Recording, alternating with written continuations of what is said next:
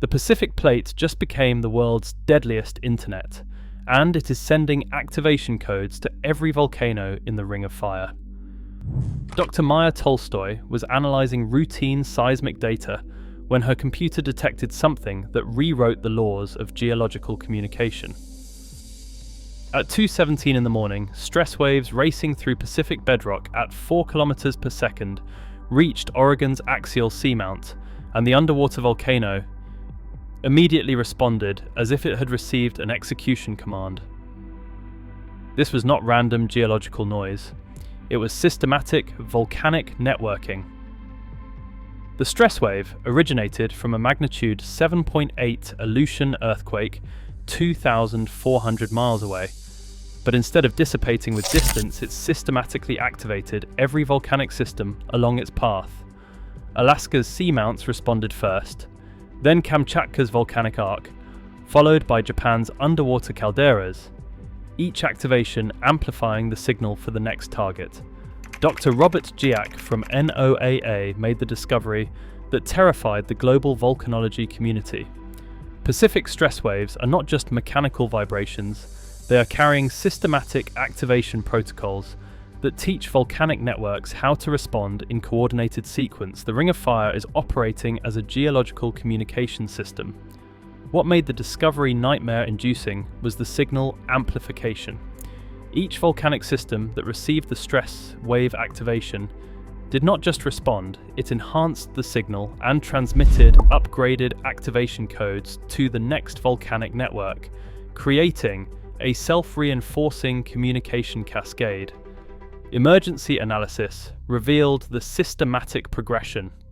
Oregon's axial seamount received activation signals from 14 different Pacific volcanic sources within 6 hours, each transmission adding new coordination protocols to its eruption preparation sequence.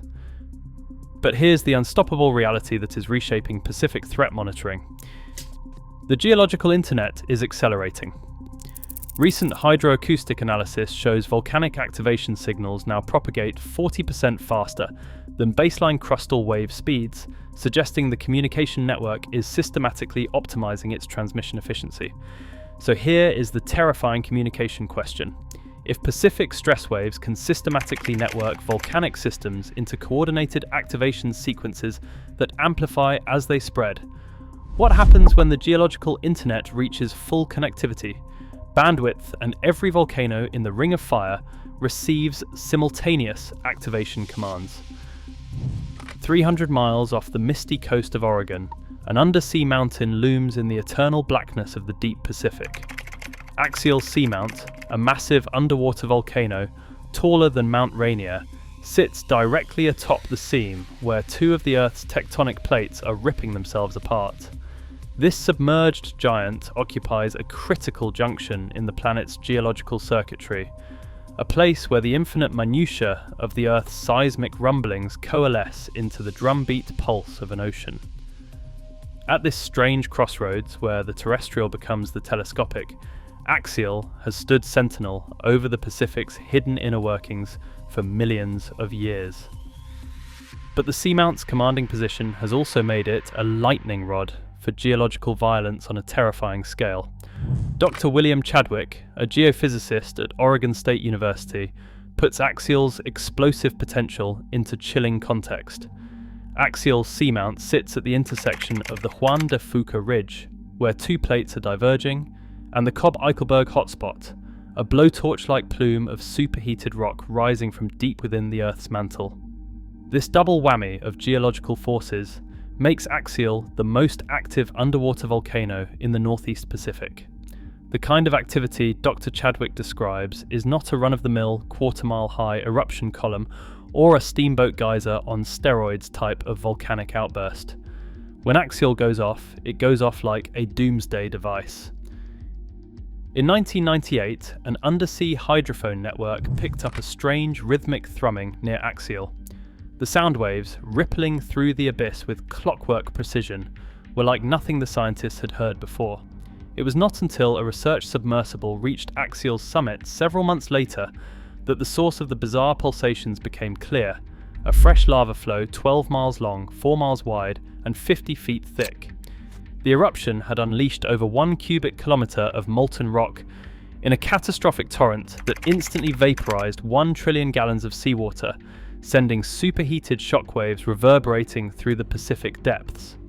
Even more astonishing, the entire cataclysm had unfolded in near-perfect silence, muffled by a 1,400-metre column of seawater pressing down with the weight of 10 Nimitz-class aircraft carriers, stacked end to end. These submarine mega-eruptions, known as massive magmatic outbursts in the intentionally understated jargon that makes volcanologists wake up screaming, have been Axial's calling card for as long as modern science has been able to peer into the abyss. The 1998 lava flood was no isolated incident, it was just the latest paroxysm in an ongoing cycle of deep-sea devastation stretching back through the geologic ages. But for all their destructive spectacle, Axial's outbursts have always been comfortingly predictable in their timing and behaviour. Like a giant magma spewing metronome, the seamounts seem to operate on a steady, straightforward eruption cycle. Magma chamber fills, seafloor swells, lava breaks loose, volcano resets. Rinse and repeat every 15 years or so, regular as a planetary heartbeat, at least that was the theory. Until the earthquake started. 2 years ago, in the wee hours of April 24th, 2015, seismometers around Axial began to chatter with a strange new cadence. Instead of the mountain's usual weeks-long drumroll of pre-eruption tremors, these quakes were strangely periodic, arriving with the precise regularity of a ticking doomsday clock.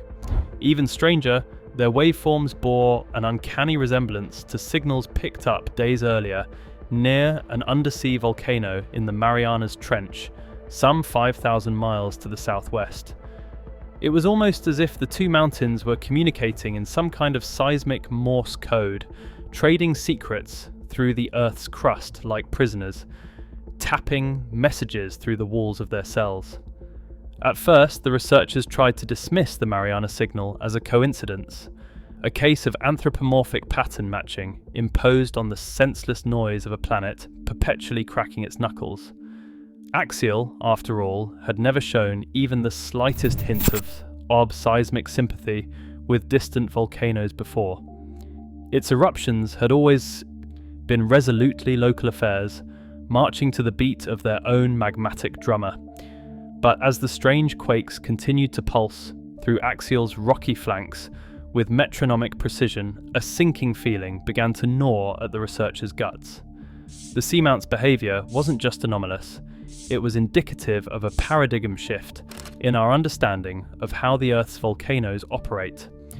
Dr. Robert Jack, a marine geologist with the National Oceanic and Atmospheric Administration, was the first to put the pieces together.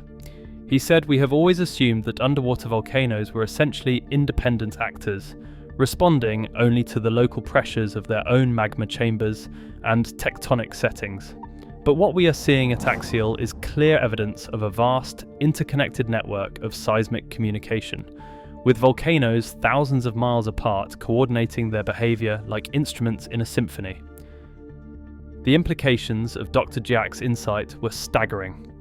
If Axial's eruption cycle was being influenced by distant seismic triggers, it meant that the entire Ring of Fire, the horseshoe-shaped belt of tectonic margins that accounts for 75% of the world's volcanic activity, was potentially wired together in a planet-spanning game of snap.